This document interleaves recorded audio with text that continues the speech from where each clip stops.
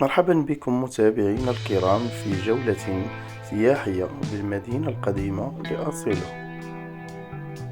سندخل معا من الباب المقابل لميناء أصيلة، ونتجول بشارع محمد الحلوي، ونقدم لكم نبذة عن المدينة القديمة لأصيلة.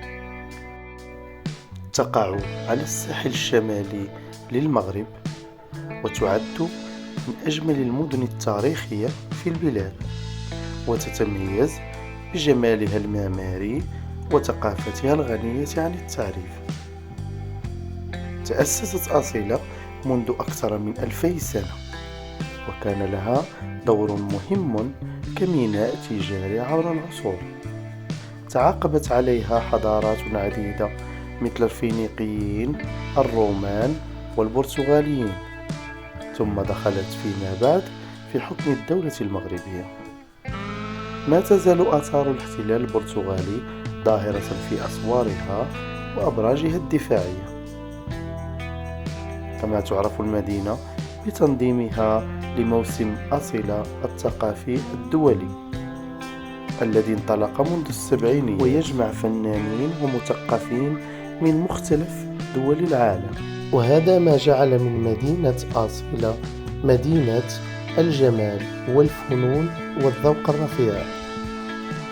خلال الموسم تزين معظم جدران المدينة القديمة برسومات وجداريات فنية تغير ملامح المكان كل عام.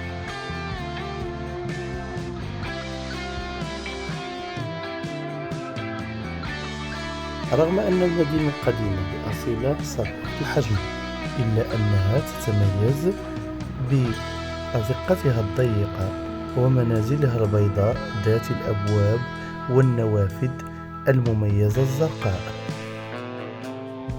محاطة بأسوار برتغالية تعود للقرن الخامس عشر، مع أبراج حراسة تطل على البحر الأبيض المتوسط. تقع أصيلة على بعد حوالي 40 كيلومتر جنوب مدينة طنجة. تتميز بإطلالة ساحرة على المحيط الأطلسي، مما يجعلها وجهة سياحية مفضلة للباحثين عن الهدوء والجمال والطبيعة، بعيدا عن الفوضى والضجيج والجلبة واللغط.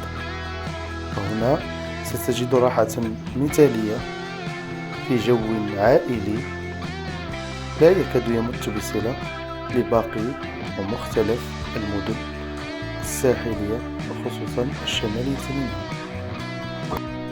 أترككم مع جمالية الصور، فهي كفيلة لتكمل لكم الباقي.